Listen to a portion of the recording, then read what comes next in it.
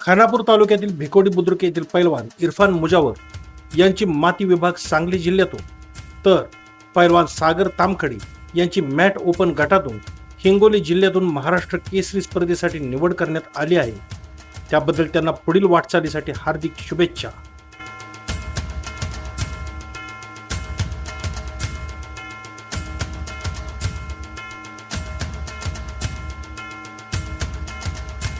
शुभेच्छुक पैलवान अभिषेक तामखडी, नवनाथ काबुगडी, संदेश तामखडी आणि मुक्ताई फोटो फिल्म भिकोडी.